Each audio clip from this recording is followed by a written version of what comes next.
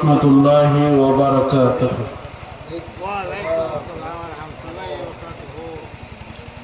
إن الحمد لله نحمده ونستعينه ونستغفره ونعوذ بالله من شرور أنفسنا من يهده الله فلا مضل له ومن يضلل فلا هادي له ونشهد أن لا إله إلا الله وحده لا شريك له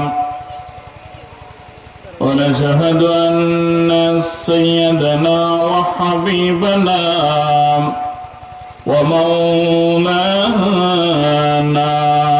محمد الذي أرسله بالحق بشيرا ونذيرا وداعيا إلى الله بإذنه وسراجا منيرا. وقال الله تعالى في كلامه المجيد وفرقانه الحميد: أعوذ بالله من الشيطان الرجيم. بسم الله الرحمن الرحيم. وقضى ربك ألا تعبدوا إلا إياه وبالوالدين إحسانا إما يبلغن عندك الكبر أحدهما أو كلاهما فلا تقل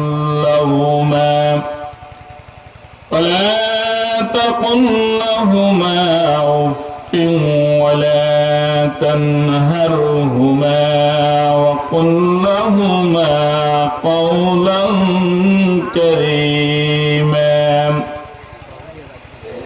واخفض لهما جناح الذل من الرحمة وقل رب ارحمهما كما ربياني صغيرا. ربكم أعلم بما في نفوسكم إن تكونوا صالحين فإنه كان للأوابين غفورا. صدق الله العظيم.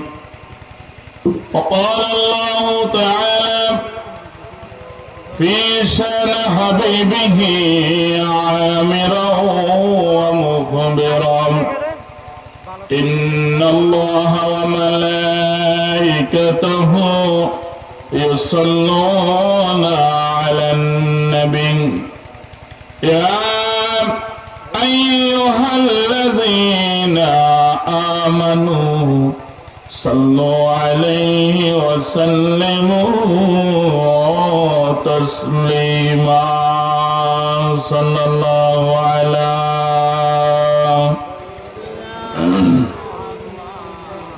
وآله وصحبه وسلم. صلى الله على سيدنا محمد وآله وصحبه وسلم. اللهم سيدنا مولانا محمد وعلى علي سيدنا سيدنا কোথায় রইলেন প্রাণের নবী আমাদেরকে ছাড়িয়া अपने सड़ा की लब হবে এ দোহাতে বাসিয়া আল্লাহুম্মা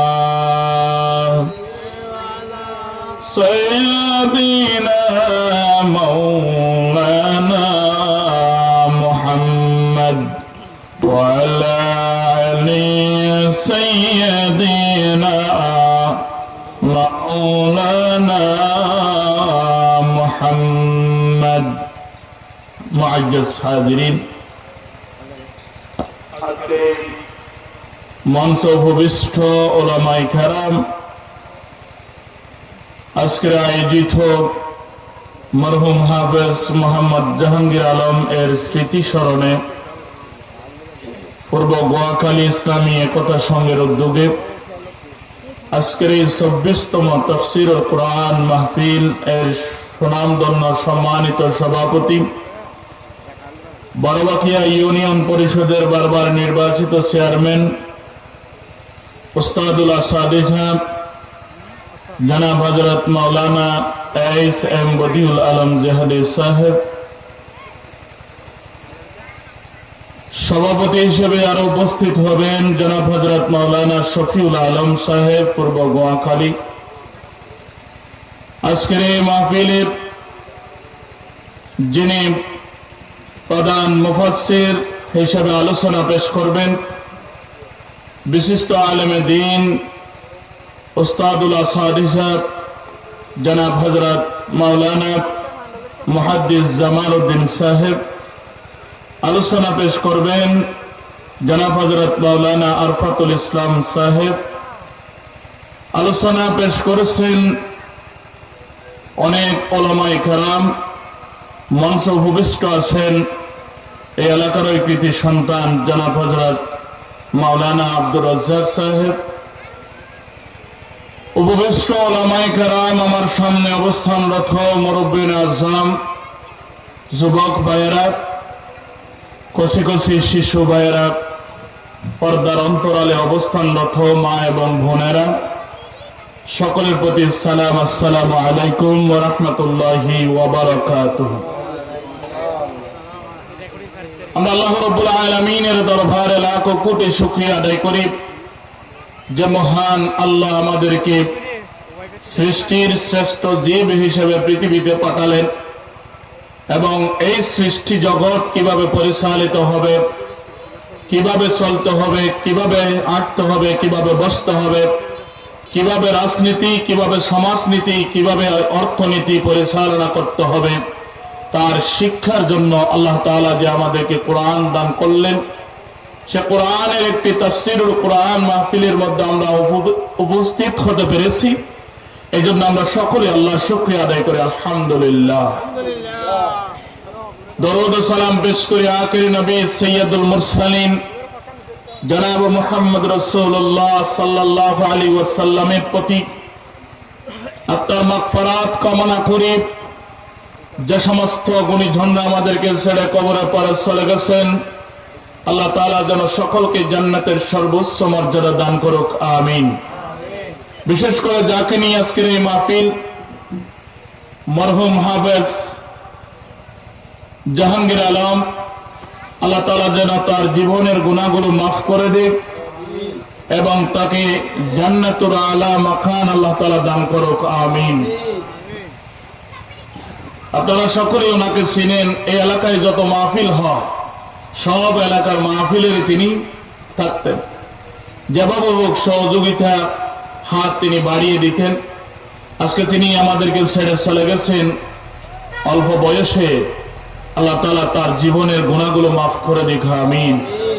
তার কবরকে আল্লাহ তাআলা জান্নাতের একটি টুকরা বানিয়ে দিক, আমিন। সম্মানিত উপস্থিতি, সময়ের স্বল্পতা, সময় খুব দ্রুত চলে যাচ্ছে। এশার পর্যন্ত হয়তো আমার আলোচনা। এই আলোচনার ভিতরে যেন আমরা আল্লাহ কোরআন থেকে কথা বলতে পারি, কোরআন থেকেই যেন আমরা মানুষকে আল্লাহর দ্বীনের কথাই যেন বলতে পারি। আল্লাহর কাছে আমরা সে তৌফিক কামনা করি। আল্লাহ তাআলা আমাদেরকে সে কথাগুলো বলার তৌফিক দান করুক, আমিন। আমরা যারা শুনব আমাদের সকলকে আল্লাহ তাআলা আমল করার তৌফিক দান করুক, আমিন।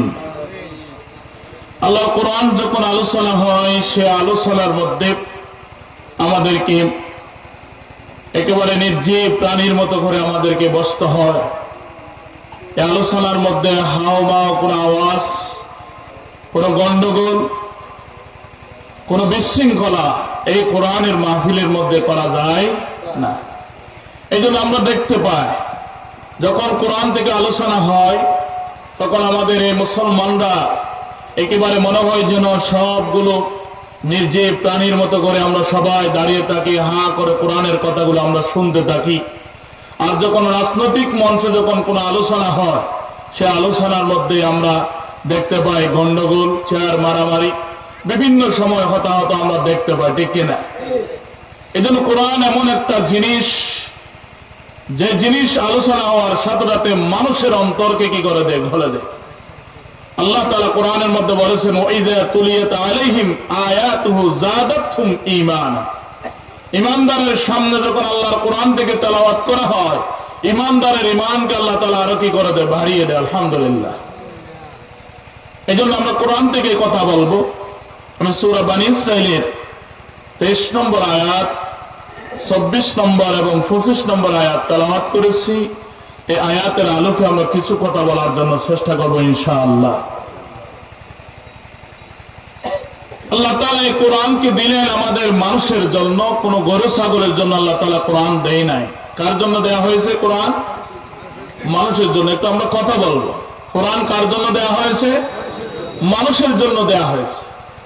কিন্তু সবচেয়ে বড় দুর্ভাগা, আমরা এই মানুষগুলো এই কোরআনকে আমরা বানিয়ে দিলাম আমাদের তাবিজের কিতাব, কোরআনকে বানিয়ে দিলাম আমরা আমাদের ঝাড়ফুঁকের কিতাব, কোরআনকে বানিয়ে দিলাম আমরা আমাদের জন্য দাওয়াতের একটি কিতাব, এইসব আমরা পরিণত করে দিলাম। আর এই পরিণতির কারণে কিয়ামতের দিন রাসূল আমাদের বিরুদ্ধে হয়ে তিনি আমাদের জন্য দাঁড়াবেন, আমাদের জন্য মামলা দায়ের করবেন। রাসূল সেদিন বলবে, আমার কোরআন এত দাঁত ভাঙা কোরআন, আমার সাহাবীদের রক্তের উপর দাঁড়ানো এই কোরআন আমি এই পৃথিবীর মানুষের কাছে রেখে এসেছিলাম, কিন্তু এই মানুষগুলো আমার কোরআনকে মাহজুরা, তারা একটি অপদস্থ হিসেবে রেখেছিল, তারা এটা মূল্য দেয় না। সুতরাং আসুন আমরা আল্লাহর কোরআনকে আমরা মূল্য দেব। আল্লাহর কোরআন আমাদেরকে যেদিকে পথ দেখায় আমরা সেদিকে চলার জন্য চেষ্টা করবো ইনশাআল্লাহ। পারা যাবে তো ইনশাআল্লাহ। আমি যে আয়াতগুলো তেলাওয়াত করেছি এই আয়াত থেকে আল্লাহ তাআলা একটি রাষ্ট্র কিভাবে পরিচালিত হবে, একটি রাষ্ট্র একটি দেশ কিভাবে পরিচালিত হবে, আল্লাহ তাআলা সেই কথাগুলো বলেছেন। আলহামদুলিল্লাহ। আমরা যেমন আমাদের একটি দেশকে পরিচালনা করার জন্য যেমন আমরা সংবিধান তৈরি করি, কিছু মূলনীতি আমরা তৈরি করি। এখন নির্বাচনের প্রচারণা শুরু হয়েছে, সবাই তাদের নিজস্ব ইস্তেহার তারা মানুষের কাছে পেশ করবে, তারা ক্ষমতায় গেলে কি কি করবে না করবে এগুলো মানুষের কাছে পেশ করবে। কিন্তু আল্লাহ রাব্বুল আলামিন একটি দেশ পরিচালনা করলে কিভাবে শুদ্ধ হবে, এই দেশের কিভাবে শান্তি হবে, অশান্তি কিভাবে দূরীভূত হবে, সব কথাগুলো আল্লাহ তাআলা এই 14টা মূলনীতির মধ্যে আল্লাহ তাআলা বলেছেন। আলহামদুলিল্লাহ। কয়টা মূলনীতি? 14টা মূলনীতি আল্লাহ তাআলা এই আয়াত থেকে শুরু করেছে। এই আয়াতগুলো কখন নাযিল হয় আমরা সকলেই জানি। রাসূল সাল্লাল্লাহু আলাইহি সাল্লাম গত মাস যেটা চলে গেছে আমাদের কাছ থেকে, শাবান, রজব, এই রজব মাসে রাসূল কি করেছিলেন? মেরাজ করেছিলেন। আমরা অনেকে মেরাজের ফাতিহা দিয়েছি, কিন্তু মেরাজের কি আলোচনা হলো, কি আনা হলো, এগুলো আমাদের কাছে জানা নাই। আল্লাহ রাসূল সাল্লাল্লাহু আলাইহি ওয়াসাল্লাম মক্কা ছেড়ে মদিনায় চলে যাবেন। কয়েক বছর পরে তিনি মদিনায় গিয়ে ইসলামী স্টেট তৈরি করবে, ইসলামী রাষ্ট্র প্রতিষ্ঠা করবে। ওই রাষ্ট্রের মূলনীতি কি হবে, ওই রাষ্ট্রের সংবিধান কি হবে, ওই রাষ্ট্রের জনগণের জন্য কি ওয়াজ হবে, ওই রাষ্ট্রের জনগণগুলো কিরকম আলোচনা করবে, কিরকম কথাগুলো মানবে, কিরকম অর্থনীতি পরিচালনা করবে, আল্লাহ তাআলা রাসূলকে আরশে আজিমে নিয়ে শিক্ষা দিয়ে দিলেন। সুবহানাল্লাহ। রাসূলুল্লাহ সাল্লাল্লাহু আলাইহি ওয়াসাল্লাম মিরাজ হওয়ার আরেকটি কারণ হলো আল্লাহ রাসূলের ছেলে মারা গেল, স্ত্রী মারা গেল, চাচা মারা গেল। আরবের সকল মানুষেরা বলা বলে শুরু করলো, কাফের বেদুইন মুশরিকরা রাসূলকে বলছে লেজ কাটা। আল্লাহ তাআলা আয়াত নাযিল করে বললেন, মুহাম্মদ সাল্লাল্লাহু আলাইহি ওয়াসাল্লাম লেজ কাটা নয়, ওয়া রাফা'না লাকা যিকরাক, আমি রাসূলের কি আমি আল্লাহ তাআলা তাকে বুলন্দিত করে দেব, মর্যাদাটাকে বুলন্দিত করে দেব। আল্লাহ বলছেন কাফেররা যে রাসূলকে লেজ কাটা বলছে, আল্লাহ আয়াত নাযিল করে বলছেন ইন্না শানিয়াকা হুয়াল আবতার, ও কাফের মুশরিকরা বরঞ্চ তোমরাই নিজেরাই লেজ কাটা। আমাদের দেশে সারা পৃথিবীতে এখন কি আমরা খুঁজে পাবো কোন মানুষ তার আশা করে, আরজু করে, সব করে কোন মানুষ তার ছেলের নাম আবু জেহেল রেখেছে? এরকম কোন মানুষ পাওয়া যাবে না। বরঞ্চ তারাই লেজ কাটা হয়ে গেল। মুহাম্মদ সাল্লাল্লাহু আলাইহি ওয়াসাল্লাম সারা পৃথিবীতে তার মর্যাদাকে হলো বুলন্দিত হয়। আমরা যখন আমাদের ছেলে মেয়েদের নাম রাখতে যাই, আমাদের সমাজের প্রত্যেক মানুষ মুসলমানরা নাম রাখার পূর্বে তার নামের আগে একটি মুহাম্মদ আমরা লাগাই দিই, অথচ মুহাম্মদ একটি পূর্ণ নাম। আমরা রাসূলকে ভালোবেসে মুহাম্মদ নামটা তার আগে লাগাই দিই। এই জন্য রাসূল মনমরা হয়ে গেল, তায়েফে গেল, যেখানে দুদুমা হালিমা, এই জায়গার মধ্যে রাসূলুল্লাহ সাল্লাল্লাহু আলাইহি ওয়াসাল্লাম দ্বীনের দাওয়াত দেওয়ার জন্য যখন গেলেন, আর ওই এলাকার যারা নেতা শ্রেণী ছিল তিনজন, তারা কেউ রাসূলের কথায় দাওয়াত গ্রহণ করে নাই। রাসূল তাদেরকে বলে আসলেন, আমি মক্কা থেকে মদিনা এখানে যেই জায়গার মধ্যে এসেছি, তায়েফের মধ্যে এসেছি, তোমরা এই খবরগুলো মক্কার মধ্যে পৌঁছে না। তারা কিন্তু বিরোধিতা করে রাসূল আসার আগে তার খবরটা মক্কার মধ্যে পাঠিয়ে দিলেন, আর পথের মধ্যে রাসূলকে যুবকদেরকে লেলিয়ে দিলেন, পাথর নিক্ষেপ করা হলো। রাসূল একবার দুইবার নয় তিনবার বেহুশ হয়ে গেলেন। নাউজুবিল্লাহ। রাসূলের সাথে ছিলেন যায়েদ। আল্লাহ রাসূলের রক্ত মোবারক পড়তে পড়তে যখন জোতাগুলো, যখন মওজাগুলো যখন টাইট হয়ে গেল, রাসূল রক্ত মোবারক গুলো উপরের দিকে তুলতে থাকে। যায়েদ বলে, ইয়া রাসূলুল্লাহ, এই রক্তগুলো কেন আপনি উপরের দিকে তুলেন? আল্লাহ রাসূল বললেন, ও যায়েদ, তুমি জানো না আমার রক্ত কত পবিত্র? আমার এই রক্ত যদি তায়েফের ময়দানে পড়ে, তাহলে আল্লাহ তাআলা রাগান্বিত হয়ে তায়েফকে ধ্বংস করে দেবে। জিবরাইল আলাইহিস সালাম এসে বললেন, ইয়া রাসূলুল্লাহ, আপনি আমাকে অনুমতি দেন, আমি এর একটি ডানার পাকা দিয়ে, আমার পাখার একটি ডানা দিয়ে এই তায়েফকে আমি উল্টিয়ে দিয়ে তাদেরকে ধ্বংস করে দিই। রাসূল হযরতে জিবরাইল আলাইহিস সালামকে বললেন, জিবরাইল রে, এদেরকে যদি ধ্বংস করে দাও, এদের প্রজন্ম আসবে, হয়তো এদের ভিতরে কোনো ভালো মানুষ আসতে পারে, হয়তো আমার দ্বীন গ্রহণ করার মতো মানুষ আসতে পারে। তাদেরকে যদি ধ্বংস করে দাও, তাদের প্রজন্ম তো আসতে পারবে না। এমন দরদি মানুষকেও তারা সহ্য করতে পারল না। রাসূল মনমরা হয়ে আসলেন। আসার পরে আল্লাহ তাআলা রাসূলকে সান্ত্বনা দেওয়ার জন্য জিবরাইল আলাইহিস সালামের মাধ্যমে আল্লাহ রাসূল সাল্লাল্লাহু আলাইহি সাল্লামকে আরশে আজিমের মধ্যে নিয়ে গেলেন, রাসূলকে সান্ত্বনা দিলেন। পরবর্তী রাষ্ট্র নায়ক হবে, ওই রাষ্ট্র কিভাবে পরিচালনা করবে তার শিক্ষা আল্লাহ রাসূলকে দিয়ে দিলেন। এই 14টা মূলনীতি মক্কা থেকে যখন মদিনায় গেলেন, রাসূল আস্তে আস্তে যখন বাস্তবায়িত শুরু করলেন, সাথে সাথে ওই মদিনার ইয়াসরিব নামে, সন্ত্রাসী নামে যে মদিনা ছিল, ওই মদিনাটা সোনার মদিনায় পরিণত হয়ে গেল। আলহামদুলিল্লাহ, সোনার মদিনায় পরিণত হল। এই জন্য আল্লাহ তাআলা প্রথম নম্বর বলছেন, ওয়াকাদা, আমি আল্লাহ ফরমান জারি করছি, আমি আল্লাহ তোমাদের জন্য ফয়সালা করে দিয়েছি, আল্লাহ তা'বুদু ইল্লা ইয়্যাহ, আল্লাহর ব্যতি রেখে, আল্লাহকে বাদ দিয়ে অন্য কারো উপাসনা করা যাবে না। আমাদের সমাজে আমরা করি না, সমাজ নাই মনে হয়। আমরা আমাদের সমাজের দিকে যদি তাকাই, মসজিদের ভিতরে আমরা শান্তির জন্য যাই, আল্লাহকে সিজদা দেওয়ার জন্য যাই, মসজিদে দাঁড়িয়ে আমরা সকলে হাত দুটো তুলে কান বরাবর নিই, আল্লাহকে সাক্ষী করে বলি আল্লাহু আকবার, আল্লাহ তুমি সবচেয়ে বড়। এটার নাম আমরা কি বলি? প্রথম যেটা আমরা তাকবীর বলি, এটার নাম কি? তাকবীরে তাহরিম। এটার নাম কি? তাকবীরে তাহরিম। মানে আমার সব জিনিসগুলোকে আমি হারাম করে দিলাম, আমার হালাল জিনিসকে আমি হারাম করে দিলাম। যেমন আমার কাছে খাবার হালাল ছিল, কথা বলা আমার কাছে কি ছিল? হালাল ছিল।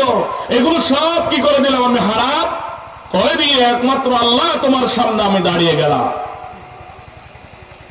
আল্লাহর সামনে দাঁড়িয়ে আমরা আল্লাহর গুণগান করি, আল্লাহর প্রশংসা করি, আল্লাহর কাছে আমরা চাই। দুই সিজদার মাঝখানে বসে আমরা আল্লাহকে বলি আল্লাহুম্মা গফিরলি ওয়ারহামনি ওয়াহদিনি ওয়ারযুকনি ওয়াআফিনি। আল্লাহকে আমরা বলি আল্লাহ তুমি আমাকে এই এই জিনিসগুলো দাও। আল্লাহকে আমরা বলি। আর যখন একই মানুষ 1 মিনিট পূর্বে আল্লাহকে আল্লাহর কাছে গিয়ে সে খুঁজেছিল, এই মানুষ যখন মসজিদ থেকে বের হয়ে আসে, সাথে সাথে সে আল্লাহর উপর আর তাওয়াক্কুল রাখতে পারে না, মানুষের উপর তাওয়াক্কুল হয়ে যায়। নাউযুবিল্লাহ।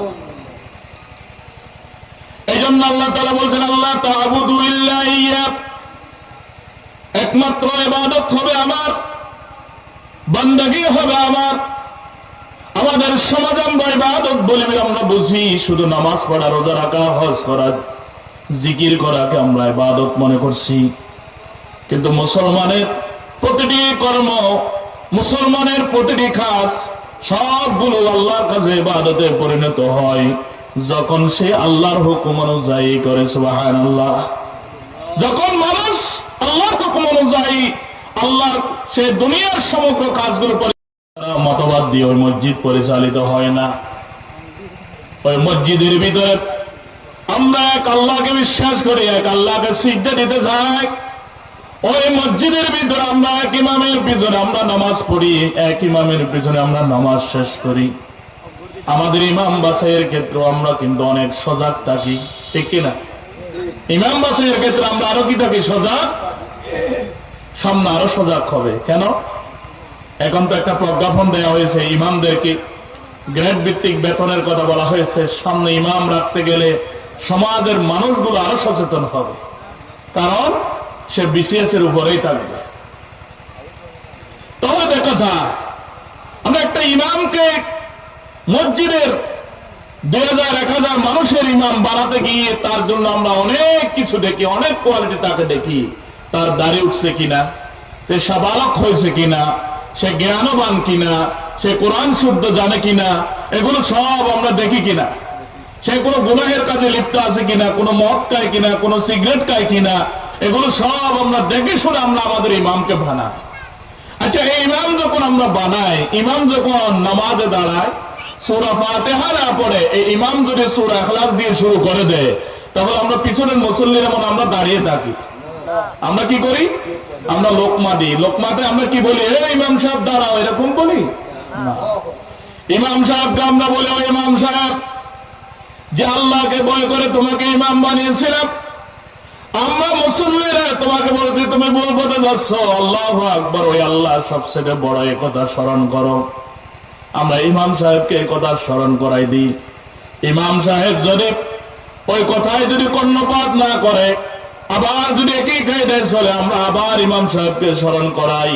3 বার করার পরে যদি না মানে, আমরা আর নামাজে থাকি না, আমরা নামাজ ভেঙে দিই, ঠিক কিনা? আমরা আর নামাজে থাকি না, আমরা ইমাম পাল্টাই দিই। কিন্তু মুসলমানরা একটা জিনিস আমরা বুঝলাম না, প্রতিটি ক্ষেত্রে, প্রতিটি রঞ্জন, আমার যদি প্রতিটি কর্মই যদি হয় আল্লাহর ইবাদত, ওই ইবাদতের ক্ষেত্রে আমার চলতে গিয়ে আল্লাহর অনুগত হয় কিনা, আল্লাহর দাসত্ব করি কিনা, এটা আমাকে যাচাই বাছাই করতে হবে কিনা, হবে কিনা? ইমাম সাহেবের যেমন ভুল ধরলে ইমাম সাহেব আমাদেরকে কিছু করতে পারে না।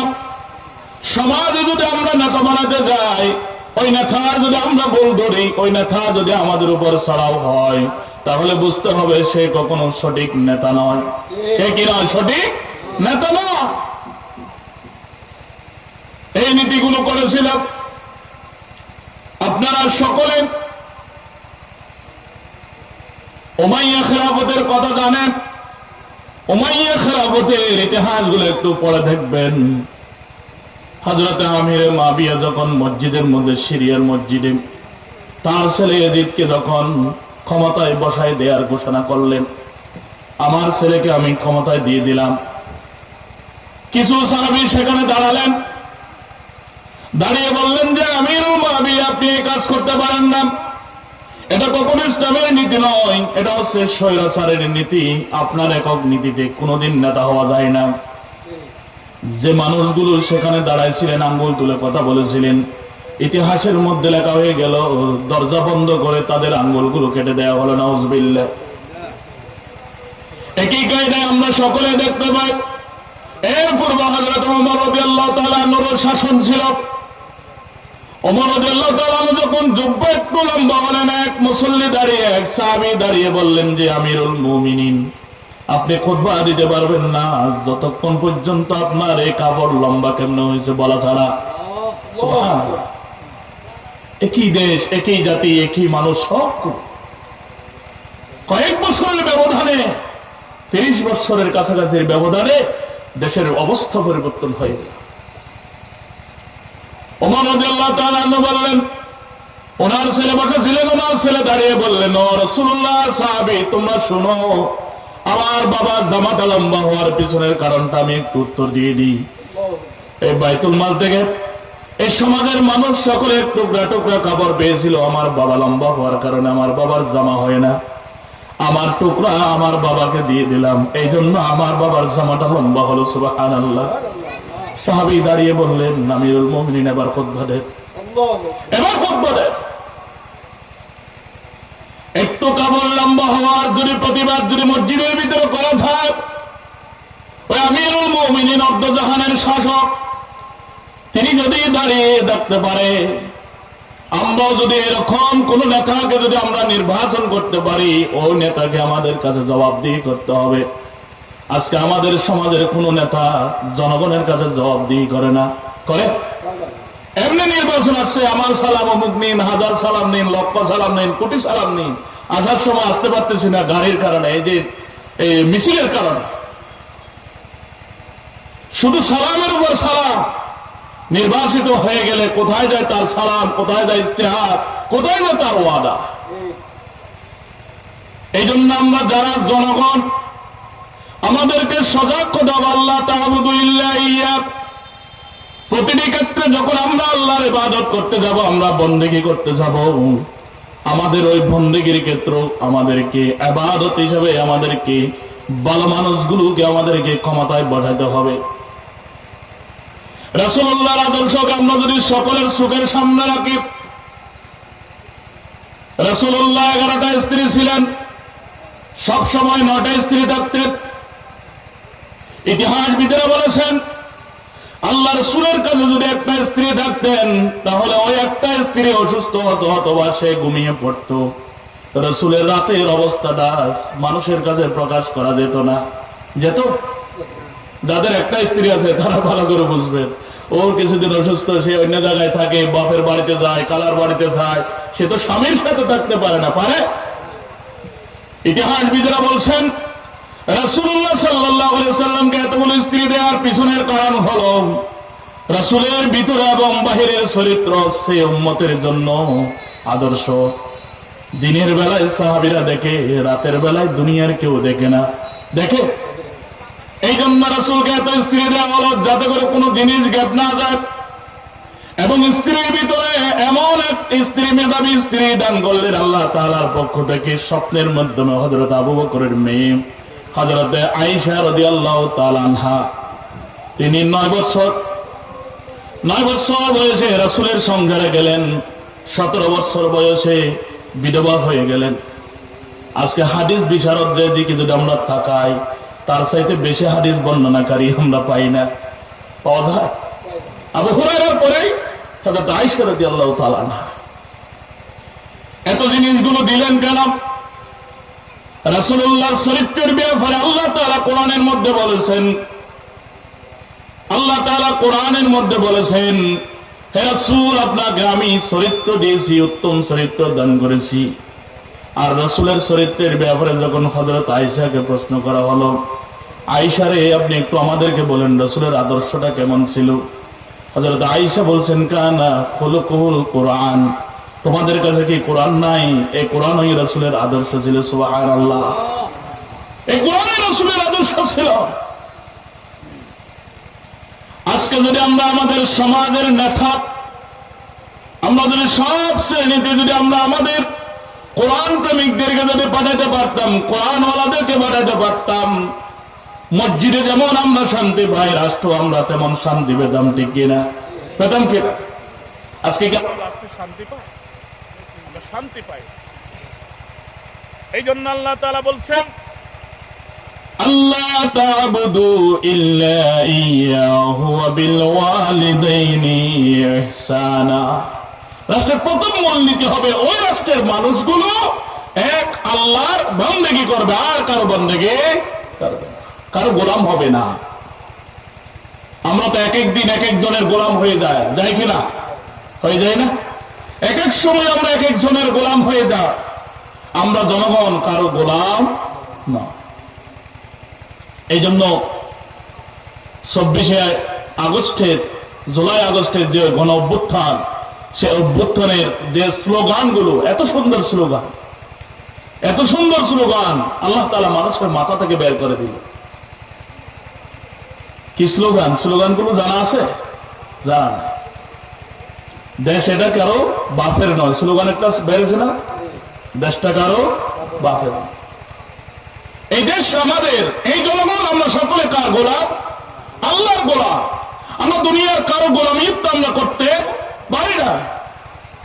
কোন মানুষ আমাদেরকে তার গোলাম বানাতে পারে না। এই জন্য আজকে জনগণ সজাগ হয়েছে, এই জনগণ আর গোলামিত্ব করবে না। পারা যাও তো ইনশাআল্লাহ। আমাদেরকে সজাগ করতে হবে।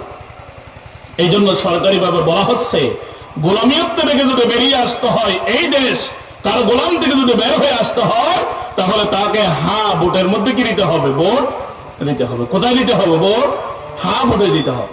ভোট মানে বাংলাদেশ না, ভোট মানে কি নয়, বাংলাদেশ নয়। আমরা এতদিন 54 বছর পর্যন্ত আমরা গোলাম ছিলাম। আমরা যদি আমাদের সংস্কৃতির দিকে থাকায়, ভারতের সংস্কৃতিগুলো আমাদের থেকে পরিচালিত হয়, কিন্তু আমাদের সংস্কৃতি কোনোদিন ভারতে পরিচালিত হয় না। ভারতের মানুষরা চা খায়, ওয়ান টাইম কাপ দিয়ে খায় না, তারা মাটির বসি দিয়ে চা খায়। আমি গেলাম, আমি দেখছি ছোট ছোট মাটির কি আছে, বসে আছে, এই বসির কাপ দিয়ে তারা কি খায়? চা খায়। কিন্তু ওয়ান টাইম কাপ গুলো বানায় আমাদের দেশে পাঠায়। দেখছে? কারণ মাটি দিয়ে আগের যুগে আমরা যখন এই যে সাউন্ড দিয়ে ভাত খেত, এই মাটি দিয়ে যদি আপনি খাবার খান, রান্না করেন, সবগুলো করেন, আপনার পেটে বেশি অসুখ হবে না। কেন? আপনার ভিতরে ক্যান্সার হবে না, আপনার ভিতরে আলসার হবে না, গ্যাস্ট্রিক হবে না। কেন? মানুষ মাটির, ওই মাটি মানুষ কি করতে পারে? খাইতে পারে। কিন্তু এখন যখন আমাদের কাছে অ্যালুমিনিয়াম চলে আসলো, মেলামাইন চলে আসলো, ওইখান থেকে আমাদের অনেক জীবাণু আমাদের পেটে ঢুকছে, এই জন্য আমরা অসুস্থ হয়ে যাচ্ছি। তারা কিন্তু তাদের টিকেই, অর্থাৎ তাদের জিনিসগুলো টিকে রাখছে, কিন্তু জিনিসগুলো বাকিগুলো আমাদেরকে দিচ্ছে। তাহলে যত খারাপ পণ্য আছে সবগুলো আমাদেরকে খাওয়াইছে, যত ভালো জিনিস আছে সবগুলো তারাই খাচ্ছে। এই জন্য আমরা জনগণ হিসেবে আমাদেরকে সজাগ হতে হবে। এক নম্বর, আমাদের এই দেশ যদি সুন্দরভাবে পরিচালনা করতে হয়, এক নম্বরে কি হতে হবে? আল্লাহ তা'বুদু ইল্লা ইয়্যা। আমরা কার গোলাম নয়। আমরা কার গোলাম? আমরা কার গোলাম? আমরা বাঁচলো কার গোলাম, মরলো কার গোলাম? এই জন্য মানুষকে যখন কবরে দিয়ে দিই, আমরা তখন কি বলি? বিসমিল্লাহ ওয়া আলা মিল্লাতি রাসূলিল্লাহ। আল্লাহর নামে, রাসূলের মিল্লাতের উপরে তাকে আমরা শাহিদ করে দিই। বান্দা, কখনো তুমি চিন্তা করেছো দুনিয়ার জীবনে আল্লাহর বন্দেগী করার জন্য তুমি কোনোদিন আগ্রহ হয় নাই? তোমার জীবনের মধ্যে আল্লাহর বন্দেগী জিনিসটা তুমি কোনোদিন অনুভব করো নাই। তুমি সবসময় পরের গোলামি করেছো, আল্লাহর গোলামিয়তের দিকে তুমি কোনোদিন আসো নাই। এই জন্য আল্লাহ তাআলা বলছেন, এক দেশ শান্তি করতে হলে ওই দেশের জনগণকে আল্লাহ তা'বুদু ইল্লা ইয়্যা, একমাত্র তারা দাসত্ব করবে আল্লাহ। যে মানুষ আল্লাহকে ভয় করবে, দুনিয়ার কাউকে ভয় করবে না। করবে? তাআলা বলছেন দ্বিতীয় মূলনীতি কি? ওয়াবিলওয়ালিদাইনি ইহসানা। দ্বিতীয় মূলনীতি হচ্ছে সমাজের যারা বৃদ্ধ মানুষ, সমাজের যারা মা বাবা, এদেরকে তারা শ্রদ্ধা করবে। মানুষ যদি ভালো হয়ে যায় তাহলে ওই সমাজের মানুষ হয় তার সমাজের মাতা পিতাকে শ্রদ্ধা করবে। আর খারাপ মানুষকে কোনোদিন তার মাতা পিতাকে শ্রদ্ধা করবে? করবে। মানুষ যদি আল্লাহর গোলাম হয়ে যায়, আমি যদি আমার প্রজন্মকে আল্লাহর গোলামিয়ত্ব শিক্ষা দিতে পারি, আমি যদি আমার প্রজন্মকে আল্লাহর দ্বীন শিক্ষা দিতে পারি, তাহলে আমার প্রজন্মকে আল্লাহ তাআলা ওয়াজ করবে। যেমন লোকমান আলাইহিস সালাম তার সন্তানকে যখন ওয়াজ করলেন, ইয়া বুনাইয়া লা তুশরিক বিল্লাহ ইন্নাশ শিরকা লাযুলমুন আযীম। লোকমান আলাইহিস সালাম বললেন, ও কলিজার টুকরা সন্তান, ও কলিজার টুকরা সন্তান, আল্লাহর সাথে কাউকে শরীক করো না, কারণ আল্লাহর সাথে শরীক করা সবচেয়ে বড় জুলুম। এই ওয়াজ যখন আল্লাহর ব্যাপারে যখন লোকমান ইসলাম তার সন্তানকে করলেন, আল্লাহ খুশি হয়ে ওয়াজ কি করলেন? আল্লাহ তাআলা লোকমান আলাইহিস সালামের সন্তান থেকে শুরু করে সমগ্র দুনিয়ার মানুষকে ওয়াজ করলেন, ওয়াসাইনাল ইনসানা বিওয়ালিদাইহি হামালাতুহু উম্মুহু ওয়াহানান আলা ওয়াহানিন ওয়া ফিসালুহু ফি আমাইন। আল্লাহ তাআলা বললেন, ও দুনিয়ার মানুষ, ও দুনিয়ার সন্তানরা, তোমরা সকলেই তোমাদের মাতা পিতার প্রতি ihsan করো। কেন? তোমার মা তোমাকে বহন করেছে কষ্টের উপর কষ্ট সহ্য করে, আর তোমার মায়ের দুধ পান শেষ করতে সময় লেগেছে 2 বছর। সুবহানাল্লাহ। এই ওয়াজ কি কোন পৃথিবীর কোন রাজনীতিবিদ আমাদের কি করছে? বলেন, একটু কথা বলেন। কোন রাজনীতিবিদ কি আজকে আমাদের সামনে দাঁড়িয়ে এই কথা বলবে তোমরা মাতা পিতার শ্রদ্ধা করো, মাতা পিতাকে সম্মান করো? এই কথাগুলি কোন রাজনীতিবিদ বলবে নাকি মসজিদের ইমাম সাহেব বলবে? ইমাম সাহেব। এই জন্য আল্লাহ তাআলা বলছেন, একটি দেশকে যদি সুন্দর করতে হয়, ওই দেশের মুরব্বীর কদর থাকতে হবে, ওই দেশের বড় মানুষের সম্মান থাকতে হবে, মর্যাদা থাকতে হবে, অসহায় মানুষের মর্যাদা থাকতে হবে। আল্লাহ তাআলা একটু বাড়ি আবার বললেন, ইম্মা ইয়াবলুগান্না, তারা যখন বয়সে পরিণত হয়ে যায়, তারা যখন বয়সে উপনীত হয়ে যায়, কিছু যখন পারে না, হাঁটতেও পারে না, চলতেও পারে না, ভালো বললে খারাপ লাগে, খারাপ বললে ভালো লাগে, প্রস্রাব করতে পারে, বসলে পায়খানা চলে আসে, অবস্থায় যখন উপনীত হয়ে যায়, ইনদাল কিবারি আহাদুহুমা আও কিলাহুমা, তারা 2 জন যদি আসে অথবা 2 জন থেকে যদি একজন আসে, ফালা তাকুল লাহুমা উফিন, তাদের সাথে উফ শব্দ করিও না। সুবহানাল্লাহ। তাদের ভিতর থেকে উফ শব্দ বেরিয়ে আসে, এরকম কোন আচরণ করো। এই জন্য শরীয়ত আজকে আমাদেরকে এই শিক্ষা দিল যে কোন মুরব্বী যখন রাস্তা দিয়ে হেঁটে যায়, কোন যুবক যেন তার সামনে দিয়ে হাত লাড়িয়ে যেন হেঁটে না যায়। মুরব্বীর দেখুন তাকে সালাম দিয়ে একটু শ্রদ্ধার সহিত নরম দিলে যেন হাঁটে। কেন এই অবস্থা হলো? মুরব্বীর সামনে যদি কোন যুবক যদি তার শক্তি দিয়ে যদি হেঁটে যায়, মুরব্বীর মনে মনে কষ্ট পাবে, বলবে, হায় রে, যৌবন কাল হারিয়ে ফেললাম। যৌবন হারানোর কারণে আজকে তার কাছে যৌবন আছে, এই যৌবনের কারণে সে আমাকে মূল্য না দিয়ে চলে গেল। আজকে আমাদেরকে ইসলাম এটাই আমাদেরকে শিক্ষা দেয়। আজকে কি আমাদের সমাজে মুরব্বীর কোন কদর আছে? আছে? এই জন্য আল্লাহ তাআলা এই ওয়াজগুলো দুনিয়ার কেউ করবে না। একটি সমাজকে যদি শুদ্ধ করতে হয়, ওই সমাজের দ্বিতীয় মূলনীতি হবে ওই সমাজের মানুষগুলো তার মুরব্বীদেরকে শ্রদ্ধা করবে। কেমন শ্রদ্ধা করবে? ফালা তাকুল লাহুমা উফিন, তাদের ভিতর থেকে যেন উফ শব্দ না আসে। অথবা মুফাসসিরিনে কেরাম বলেছেন, তোমাকে যদি তোমার মা বাবা আঘাত করতে করতে কষ্ট দিতে দিতে ঘর থেকে বের করে দিল, তোমাকে ত্যায্যপুত্র করে দিল, তুমি তোমার মায়ের বাবার সামনে তুমি চোখের পানি ফেলতে পারবে না, কারণ চোখের পানি যদি ফেলো তোমার মা বাবার মনের ভিতরে কষ্ট আসবে। সুবহানাল্লাহ। আমরা সকলে জানি হযরত আলকামা রাদিয়াল্লাহু তাআলা, সে ঘরের মধ্যে সামান্য বাজার নিয়ে তার বউয়ের কাছে দেওয়ার কারণে মায়ের মনের ভিতরে একটু কষ্ট এসেছিল। এই জন্য কালিমা নসিব হচ্ছে না মৃত্যুর সময়। নারে তাকবীর। আমাদের সম্মানিত হুজুরের আগমন শুভেচ্ছার স্বাগত।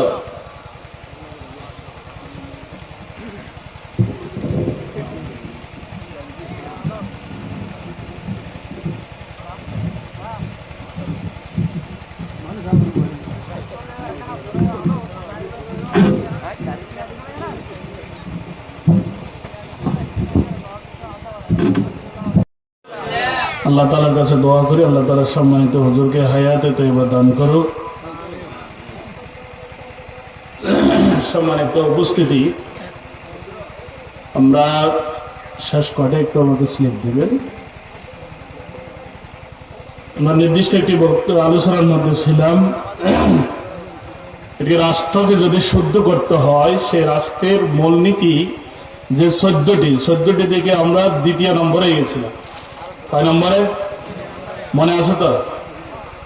2য় নম্বর, ওই রাষ্ট্রের জনগণ তার মুরব্বীদেরকে কি করবে? শ্রদ্ধা করবে, সম্মান করবে, মর্যাদা দেবে। এরপর আল্লাহ তাআলা তাদের সাথে কিরকম কথা বলবে সে কথা আল্লাহ তাআলা বলছেন, ওয়ালা তানহারহুমা, তাদের সাথে তোমরা রৌদ্র ভাষায় কথা বলবে না, খারাপ ভাষায় তোমরা তাদের সাথে কি বলবে না? কথা বলবে। ওয়াকুল লাহুমা কাওলান কারীমা, তাদের সাথে তোমরা সুন্দর সুন্দর কথা বলো। সুবহানাল্লাহ। এই কথাগুলো কে বলছে? এরপরে তাদের সাথে কি আচরণ করবে, তারা জীবিত থাকলে কি হবে, মৃত হলে কি হবে, আল্লাহ তাআলা এরপরে বলছেন। আমি এরপরে 3 নম্বর পয়েন্টটা বলে শেষ করব। আল্লাহ তাআলা এরপরে কি বলছেন? ওয়াতিদাল কুরবা হাক্কা, ওয়াতিদাল কুরবা হাক্কা, আত্মীয়কে তার অধিকার দিয়ে দাও। সুবহানাল্লাহ। একটি রাষ্ট্র যদি পরিচালনা করতে হয় 3 নম্বর শর্ত মনে থাকবে তো? একজনের আদালত জবাব দেন, আত্মীয়কে তার হক আদায় করে দিতে হবে। তো আত্মীয়র হক কি? আত্মীয়ের ভিতরে আমরা 1 নম্বরে আমরা পাই যারা আমাদেরকে জন্ম দিয়েছেন, আমাদের মা বাবা, তাদেরকে আমরা পাই। আত্মীয়ের ভিতরে আমরা পাই আমার ভাই বোন, আত্মীয়ের ভিতরে আমরা পাই আমাদের স্ত্রী, আমাদের প্রজন্ম যারা আসবে তারা। শুধু আমার অ্যাঙ্গেলে যদি আমি চিন্তা করি, আমার উপরে এবং আমার নিচে, আমার উপরে হচ্ছে আমার মা বাবা, আমার নিচে হচ্ছে আমার সন্তান সন্ততি। এই যে আত্মীয়র গুলোর হককে আমরা কখনো রক্ষা করছি? আমরা রক্ষা করি না। আমরা আমাদের প্রজন্মের জন্য আমরা কি করে যাচ্ছি, কি করছি? আমরা আমার প্রজন্মকে, আমার ছেলে মেয়েকে আমি কি আল্লাহর দ্বীনের দিকে আনতে পারলাম? দ্বীনের দিকে শিক্ষা দিলাম? সঠিক কথাগুলো তাদেরকে বলতে পারলাম না? আমার মা বাবাকে কি আমি আমার সঠিক ওয়াজগুলো, সঠিক কথাগুলো তাদেরকে কি আমি বলতে পারলাম? না পারলাম। আমরা বুঝি আত্মীয়র হক মানে শুধু তাকে কিছু টাকা দেয়া, মা বাবার হক মানে তাকে কিছু ওষুধের টাকা দেয়া, এতটুকু হক আমরা বুঝি। কিন্তু তাকে মূলত তাকে হক সেটা জিনিস হচ্ছে তাকে জাহান্নাম থেকে বাঁচা। সুবহানাল্লাহ। কোরআনে কারীম আল্লাহ তাআলা বলছেন, ইয়া আইয়ুহাল্লাযীনা আমানু কু আনফুসাকুম ওয়া আহলিকুম নারা, ও দুনিয়ার ঈমানদাররা, তোমরা নিজেরাও বাঁচো জাহান্নাম থেকে, তোমার আহলকেও বাঁচাও। সুবহানাল্লাহ। আহলকে বাঁচাতে হবে। একটা সমাজে যদি তার আত্মীয়র হক যদি সমাজের মানুষ আদায় করে দেয়, সমাজে কি কোনোদিন বিচার থাকবে? বলেন তো। আমাদের মা বাবারা ছেলে মেয়ের বিরুদ্ধে বিচার দেয় কি কারণে? ছেলে মেয়ে তার উপর জুলুম করে এই কারণে। ছেলে মেয়ে তার মা বাবার জন্য বিচার দেয় কি কারণে? ছেলে মেয়ের উপর তার মা বাবা জুলুম করার কারণে। তার মা বাবা কি জুলুম করলো? তার মা বাবা তাকে সঠিক শিক্ষা দিতে পারল না। এই জন্য আল্লাহ তাআলা কোরআনের মধ্যে বলেছেন, রব্বানা আরিনাল্লাযীনা আদাল্লানা মিনাল জিন্নি ওয়াল ইনস নাজআলহুমা তাহতা আকদামিনা লিয়াকুনা মিনাল আসফালিন। কিয়ামতের দিন মানুষেরাই বলবে, হে আল্লাহ, আমরা জাহান্নামে যাব, ঠিক আছে, কিন্তু আমাদেরকে জাহান্নামে আনার জন্য যারা যারা দাঁড়িয়েছিল, আমার আত্মীয় স্বজন, আমার বাবা, আমার নেতা, আমার সর্দার, আমার মসজিদের ইমাম, যারা আমাদেরকে সঠিক কথা আনে না, তাদেরকে আমাদের কাছে আনে, তাহতা আকদামিনা লিয়াকুনা মিনাল আসফালিন, তাদেরকে আমার পায়ের নিচে দিয়ে আমি জাহান্নামে যাব। নাউযুবিল্লাহ। কথা কি আমি বলছি নাকি আল্লাহ বলছে? অবস্থাটা আছে, কোরআনে আছে নি আয়াতগুলো আছে, আমি যেটা বলছি এটা কোরআনে আছে তো, আল্লাহ তাআলা বলছে তাহতা আকদামিনা লিয়াকুনা মিনাল আসফালিন, তাদেরকে পায়ের নিচে দিয়ে আমি জাহান্নাম। তাহলে একটি সমাজে যদি 3 নম্বরের মূলনীতি যেটা, সমাজের মানুষ যদি তার আত্মীয়র হক যদি তারা কি করত, রক্ষা করত, তাহলে ওই সমাজে কোনোদিন অশান্তি আসত না। তাহলে আমরা শেষ করে দিচ্ছি, 3 নম্বরের মূলনীতি হচ্ছে সমাজের মানুষ তার আত্মীয় স্বজনের হক গুলো রক্ষা করবে ইনশাআল্লাহ। পারা যাবে তো ইনশাআল্লাহ? আরো কয়টা আছে? 14টা থেকে 3 গেলে আর কত? আরো 11টা। এই 11টা আলোচনা আল্লাহ তাআলা যদি হায়াত রাখে, বাকি জীবনে কোথাও যদি কোনো জায়গায় যদি আসা যায়, আমরা সেই জায়গায় আবার ওই আলোচনাগুলো আমরা করবো ইনশাআল্লাহ। আল্লাহ তাআলা আমাদের সকলকে আমল করার তৌফিক দান করুক। আমিন। ওয়া আখিরু দাওয়ানা আলহামদুলিল্লাহি রাব্বিল আলামিন। আসসালামু আলাইকুম ওয়া রাহমাতুল্লাহি ওয়া বারাকাতুহু। নামাজ মানে সারা